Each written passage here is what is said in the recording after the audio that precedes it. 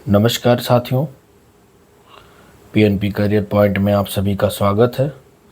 साथियों, अगर मेरे चैनल पे आप सब नए हैं तो चैनल को सब्सक्राइब करें, बेल आइकन प्रेस करें, जिससे कि वीडियो का सारा नोटिफिकेशन आप तक पहुंचता रहे। साथियों, आज मैं लिया हूं हिंदी का प्रैक्टिस सेट नंबर पहला सेट है प्रैक्टिस। इसमें गद्य का कुछ पोर्शन है और कुछ गद्य से रिलेटेड और अच्छे अच्छे क्वेश्चंस हैं। तो आइए देखते हैं क्या है गद्य में, क्या लिखा हुआ है। इसी में से नीचे सारे प्रश्न दिए गए हैं, तो इसी गद्य से हम मिला के उत्तर को देंगे। ठीक है, तो आइए देखते हैं पहला क्वेश्चन गद्य क्या है। साहित्य का आधार जीवन है। कह रहा है साहित्य का आधार जीवन है, इसी नींव पर साहित्य की दीवार खड़ी होती है। जीवन परमात्मा की सृष्टि है।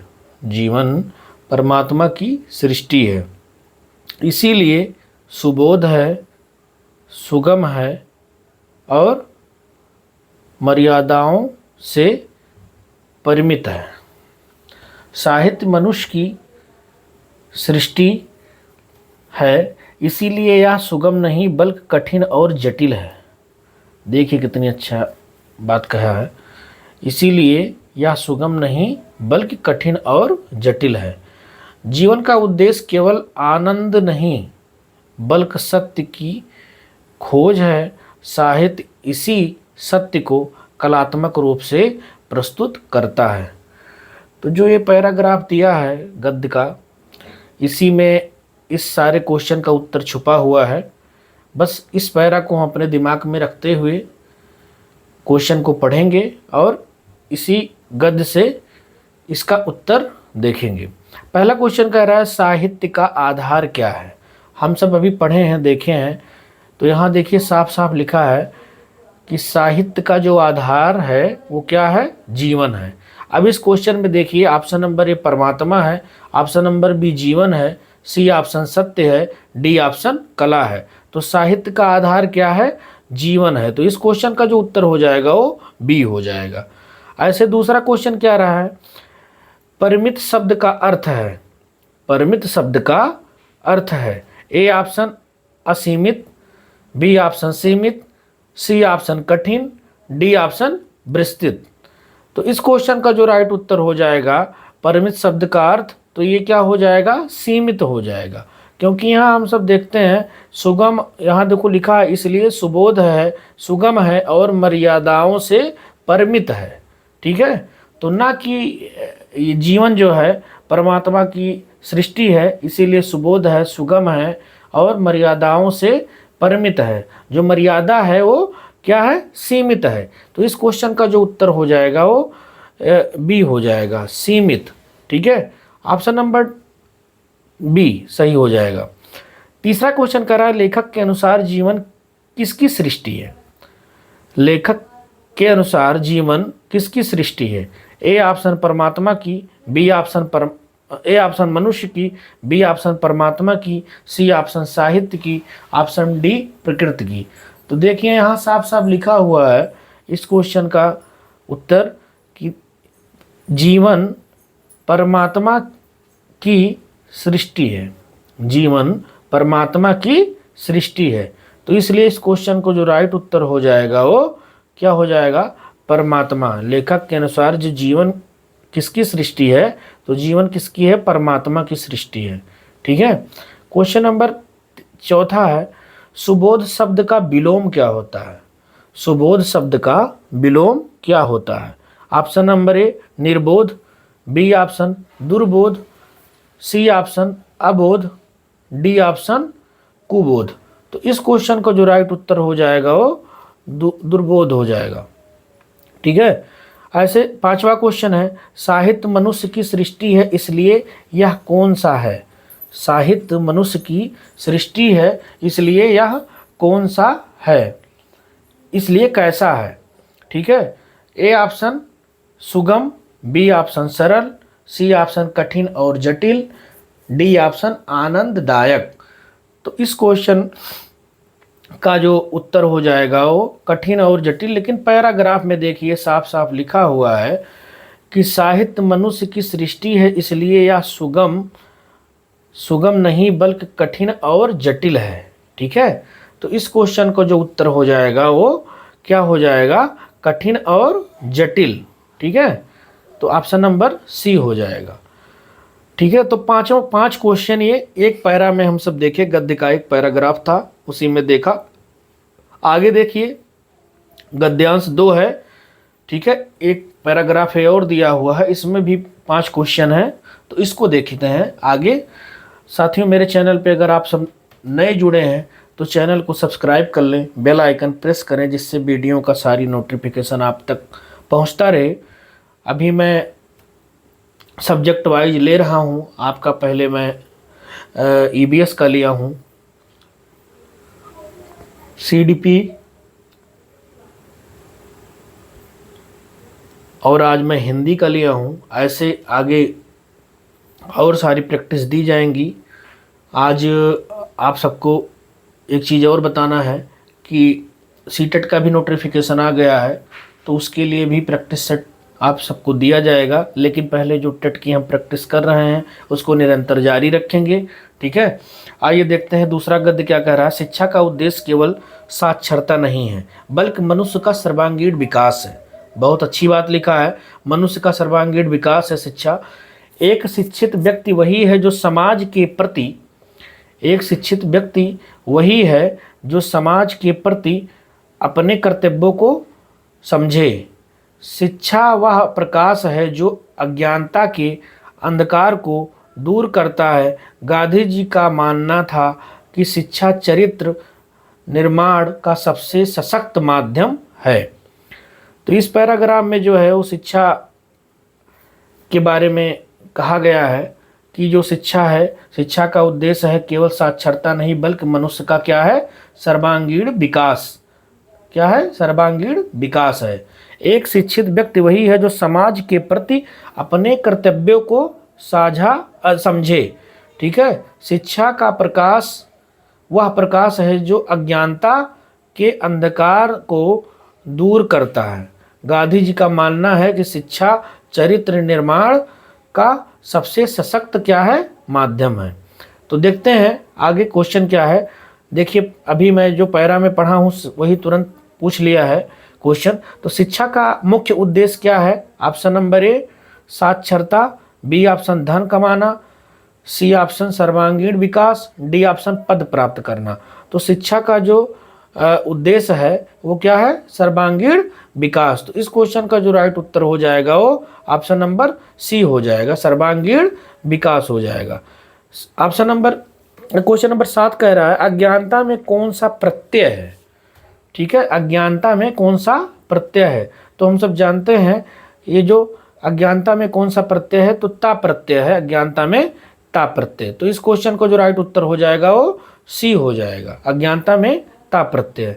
गांधी जी के अनुसार शिक्षा विकास का माध्यम है, शिक्षा किसका माध्यम है।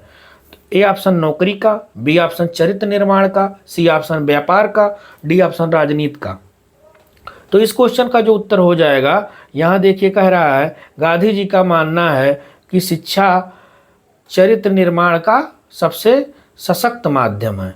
ठीक है, तो इस क्वेश्चन का जो राइट उत्तर हो जाएगा, गांधी जी के अनुसार शिक्षा किसका माध्यम है, तो चरित्र निर्माण का सशक्त माध्यम है। ठीक है, क्वेश्चन नंबर 9 कह रहा है शिक्षा शब्द के में मूल शब्द क्या है। तो शिक्षित शब्द में मूल शब्द क्या है, तो शिक्षित शब्द में मूल शब्द जो है वो शिक्षा है। तो इसलिए इस क्वेश्चन का जो राइट उत्तर है वो ए हो जाएगा। 10वां क्वेश्चन है अंधकार का पर्यायवाची शब्द क्या है। अंधकार का पर्यायवाची शब्द क्या है। यूपी टेट में पर्यायवाची, विलोम, प्रत्यय, व्याकरण से रिलेटेड सारे क्वेश्चन पूछे जाते हैं। तो इसलिए हम व्याकरण का भी प्रैक्टिस लेंगे आपको, और उसके बाद में व्याकरण के पोर्शन को तैयार करना बहुत ज़रूरी है। ठीक है, तो आइए देखते हैं ये क्वेश्चन क्या कह रहा है। अंधकार का पर्यायवाची शब्द क्या है।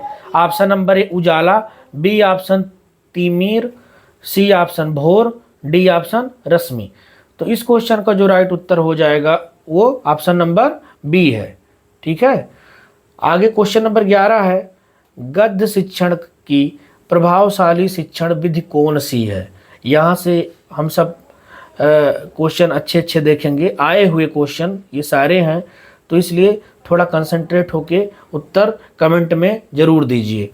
तो गद्य शिक्षण की प्रभावशाली शिक्षण विधि कौन सी है। ए ऑप्शन व्याख्यान विधि, बी ऑप्शन स्पष्टीकरण विधि, सी ऑप्शन गीत विधि, डी ऑप्शन अभिनय विधि। तो इस क्वेश्चन का जो राइट उत्तर हो जाएगा वो बी है, स्पष्टीकरण विधि। क्वेश्चन नंबर 12 है, हिंदी साहित्य के इतिहास में गद्य काल किस युग को कहा जाता है। ए ऑप्शन वीर गाथा काल, बी ऑप्शन भक्ति काल, सी ऑप्शन रीत काल, डी ऑप्शन आधुनिक काल। तो हिंदी साहित्य के इतिहास में जो गद्य काल का युग है वो आधुनिक काल है, ऑप्शन नंबर डी है। क्वेश्चन नंबर 13 है, गोदान उपन्यास के लेखक कौन हैं। गोदान उपन्यास के लेखक कौन हैं। A option Jaishankar Prasad, B Premchand, C Nirala, D Agyeya. तो इस क्वेश्चन का जो उत्तर हो जाएगा वो मुंशी प्रेमचंद हो जाएंगे, ऑप्शन नंबर बी, गोदान उपन्यास के वो लेखक हैं। ठीक है, 14 नंबर क्वेश्चन कह रहा है, गद्य शिक्षण में मौन वाचन का मुख्य उद्देश्य क्या है। गद्य शिक्षण में मौन वाचन का मुख्य उद्देश्य क्या है। ठीक है, मौन वाचन का मुख्य उद्देश्य पूछा है।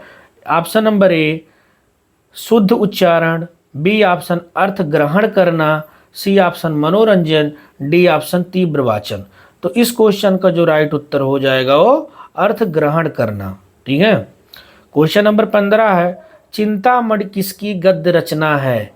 चिंतामणि किसकी गद्य रचना है। A option Hazari Prasad, B option Ramchandra Shukla, C option Namvar Singh, D option Gulab Rai. तो इस क्वेश्चन का जो राइट उत्तर हो जाएगा वो आचार्य रामचंद्र शुक्ल जी हैं, चिंतामणि गद्य के रचनाकार।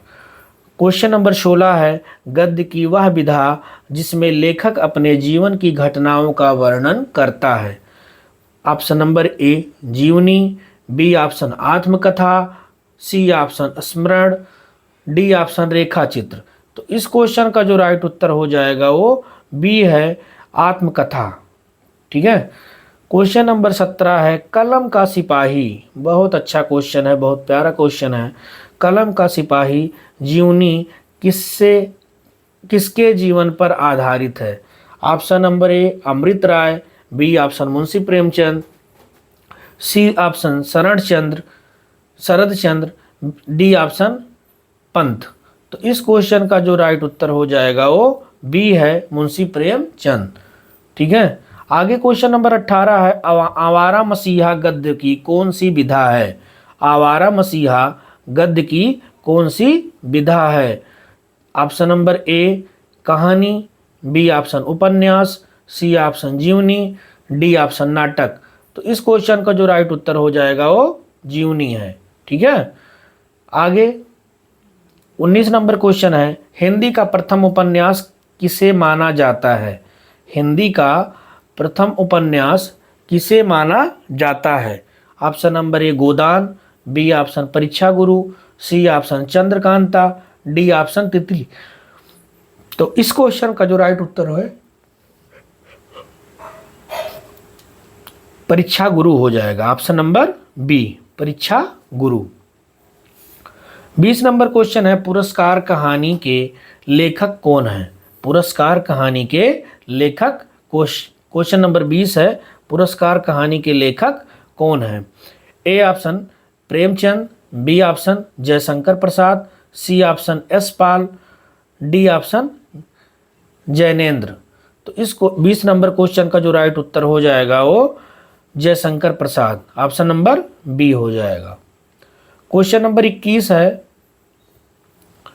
क्वेश्चन नंबर 21 है, शुद्ध वर्तनी का चयन कीजिए। ए ऑप्शन आशीर्वाद, बी ऑप्शन आशीर्वाद।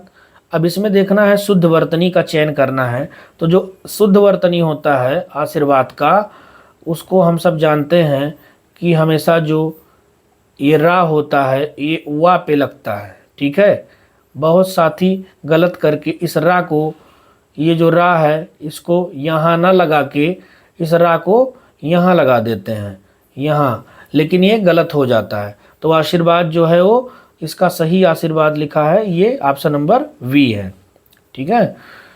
22 नंबर क्वेश्चन है, सत्याग्रह का संधि विच्छेद क्या होगा? सत्याग्रह का संधि विच्छेद क्या होगा? सत्य धन ग्रह, सत्य धन आग्रह, सी ऑप्शन सत्याधन ग्रह, डी ऑप्शन सत्य धन आग्रह। लेकिन इसमें क्या है, हलंत लगा हुआ है, इसलिए ये क्वेश्चन ये ऑप्शन नहीं सही है। इसका जो राइट उत्तर है वो बी हो जाएगा, सत्य धन आग्रह। ठीक है। क्वेश्चन नंबर 23 है, चौराहा में कौन सा समास है? चौराहा में कौन सा समास है? द्वंद्व समास नहीं होगा, तत्पुरुष समास ये नहीं होगा, अव्ययी भाव समास ये नहीं। इस क्वेश्चन का जो राइट उत्तर हो वो द्विगु समास हो जाएगा। ठीक है। चौराहा। 24 नंबर क्वेश्चन है, आकाश का विलोम शब्द है। आकाश का विलोम शब्द है। धरती, पाताल, अंतर्थ, डी अनध। तो इस क्वेश्चन का जो राइट उत्तर हो जाएगा वो पाताल हो जाएगा। ठीक है। 25 नंबर क्वेश्चन है, आंख का तारा मुहावरे का अर्थ है। आंख का तारा मुहावरे का अर्थ है। ऑप्शन नंबर ए दुश्मन होना, बिल्कुल नहीं, ये गलत है। बहुत प्यारा होना, अंधा होना, कम दिखना। तो आंख का तारा का जो राइट उत्तर हो जाएगा वो बी ऑप्शन है, बहुत प्यारा होना। 26 नंबर क्वेश्चन है, कवि का स्त्रीलिंग रूप क्या होगा? कवि का स्त्रीलिंग रूप क्या है? कवि, कवित्री, कवित्री। तो इस ऑप्शन का जो राइट उत्तर हो जाएगा वो सी हो जाएगा। ठीक है। Option number C, कवित्री।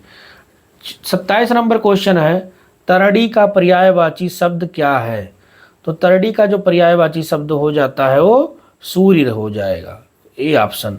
28 number question है, जो कम बोलता हो के लिए एक शब्द है। तो इसका हो जाएगा वाचल, ए ऑप्शन। बी ऑप्शन अल्पभाषी, सी ऑप्शन मृदुभाषी, डी ऑप्शन आभासी। तो इस क्वेश्चन का जो राइट उत्तर हो जाएगा वो बी हो जाएगा, अल्पभाषी। तो इस क्वेश्चन का जो राइट उत्तर हो जाएगा वो बी हो जाएगा। 29 नंबर क्वेश्चन है, अश्व का पर्यायवाची शब्द नहीं है। अश्व का पर्यायवाची शब्द नहीं है, ये नेगेटिव पूछा है, नहीं है। घोटक है, वज, घटक, अरे कटक। तो इस क्वेश्चन का जो राइट उत्तर हो जाएगा वो कटक हो जाएगा। क्वेश्चन नंबर 30 है, पंचवटी किसकी रचना है? A option Ramdhari Singh Dinkar ji, B option Maithili Sharan Gupt ji, C option Makhanlal Chaturvedi ji, D option Bharatendu ji. तो इस क्वेश्चन का जो राइट उत्तर हो जाएगा वो option number B, Maithili Sharan गुप्त जो है वो पंचवटी रचना, पंचवटी इन्हीं की रचना है।